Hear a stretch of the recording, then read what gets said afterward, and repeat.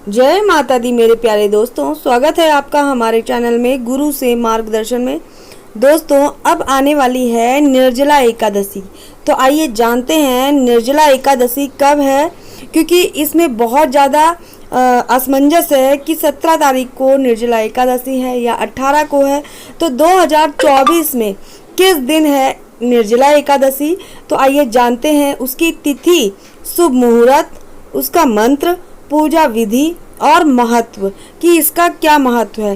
दोस्तों, निर्जला एकादशी के दिन भगवान विष्णु की पूजा करने से और व्रत रखने से घर में खुशियां आती हैं, समृद्धि की प्राप्ति होती है, आपको हर तरह के पापों से मुक्ति भी मिलती है। हिंदू धर्म में एकादशी का बहुत ज़्यादा विशेष महत्व होता है। साल में कुल 24 एकादशी पड़ती हैं। जिस साल अधिक मास पड़ता है तो उस साल 26 एकादशी पड़ती हैं। ऐसे ही जेठ माह के शुक्ल पक्ष की एकादशी को निर्जला एकादशी का व्रत रखा जाता है। इस साल निर्जला एकादशी पर काफी शुभ योग बन रहे हैं। दोस्तों, इस दिन भगवान विष्णु की विधिवत पूजा करने से शुभ फलों की प्राप्ति होती है। इस एकादशी को सबसे कठोर एकादशी में से सबसे एक एकादशी माना जाता है दोस्तों, क्योंकि इसका व्रत के दौरान पानी तक पीने की मनाही होती है, इसलिए इसे कठोर एकादशी मानते हैं। मोक्ष की प्राप्ति का वरदान मिलता है। इस निर्जला एकादशी का जो व्रत रखता है उसको दीर्घ आयु और मोक्ष प्राप्ति का वरदान जरूर मिलता है।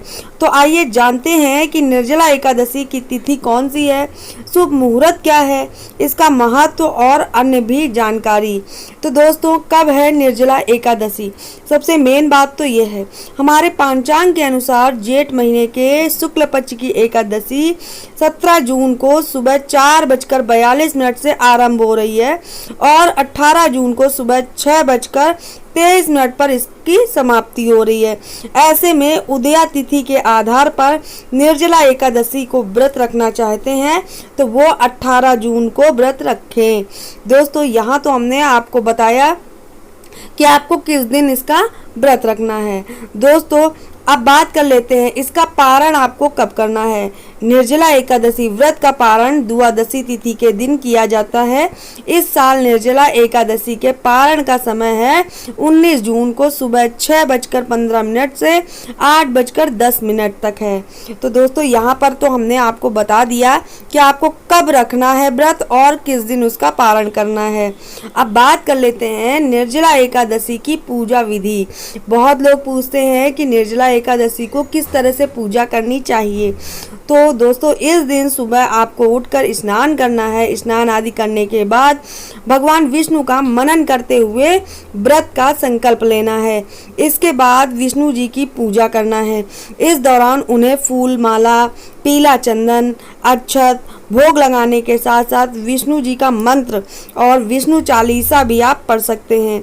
एकादशी व्रत तथा उसकी कथा आप पढ़ सकते हैं। एकादशी की जो कथा होती है, अगर आप लोगों को नहीं पता है तो उसकी हम कथा जरूर डालेंगे कि निर्जला एकादशी को आप कौन सी कथा पढ़ें तो आपको बहुत ज़्यादा लाभ होगा।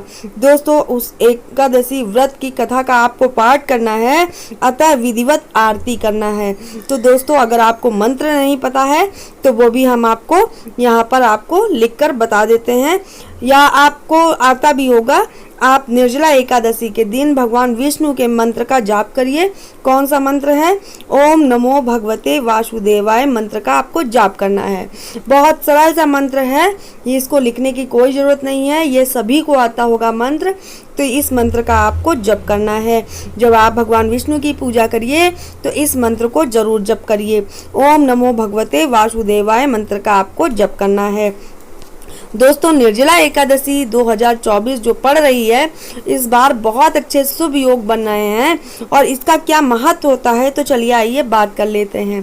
दोस्तों, निर्जला एकादशी को मोक्षदायिनी एकादशी भी कहा जाता है। इस दिन बिना जल ग्रहण किए हुए दिन भर व्रत रखा जाता है। अगले दिन यानी कि द्वितीय तिथि को व्रत खोला जाता है। इसे सबसे कठोर एकादशी माना जाता है और इस एकादशी को भीमसेनी पांडव एकादशी के नाम से भी जानते हैं। इसके साथ साथ पूरी रात जागकर भगवान विष्णु से संबंधित भजन कीर्तन करना है। इसके साथ ही गरीबों को, जरूरतमंदों को आप कपड़े, खाना पीना, वस्त्र आदि का दान जरूर करें। दोस्तों आपने देखा होगा घड़े का दान करते हैं, पंखे का दान करते हैं, गर्मियों से लगी हुई जो भी चीज़ें होती हैं उसका दान किया जाता है। आप ज़रूरतमंदों को, गरीबों को वस्त्र का दान भी कर सकते हैं, गेहूँ का दान, चावल का दान, इन सब का दान आप कर सकते हैं। दोस्तों यहाँ पर आप किसी गरीब को ही दान करें जिसको उसकी ज़रूरत हो। तो दोस्तों आप जो निर्जला एकादशी व्रत पड़ रही है उस दिन ये सारी चीज़ें करिए, आपको बहुत ज़्यादा लाभ होगा।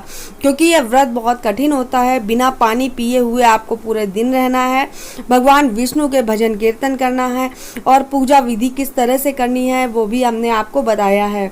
रही कथे की बात, तो कथा हम आपको अगली वीडियो में डाल देंगे कि आपको निर्जला एकादशी के दिन कौन सी कथा पढ़नी है जिससे आपको बहुत ज़्यादा लाभ हो।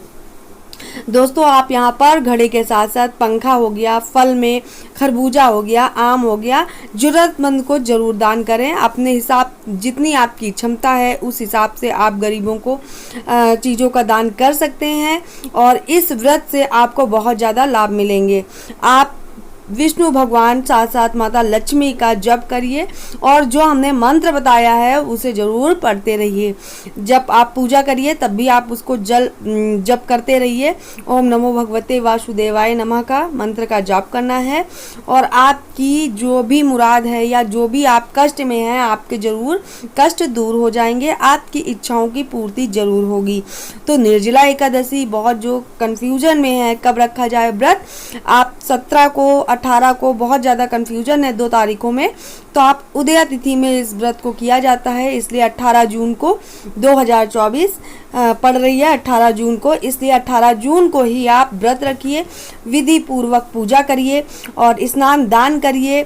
आप उस दिन गंगा जी स्नान करने जा सकते हैं या कोई भी आपके पास पवित्र नदी हो आपके आसपास, वहाँ जाकर स्नान करिए और अपने गरीबों को दान कर सकते हैं। जो भी आपकी हैसियत हो, जितनी आपकी क्षमता हो, तो आप उस हिसाब से दान कर सकते हैं।